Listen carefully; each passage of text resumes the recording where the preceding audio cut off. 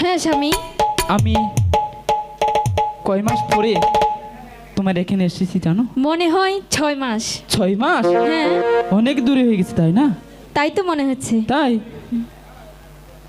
6 মাস পরেতে আইলো স্বামী দন গড়েতে।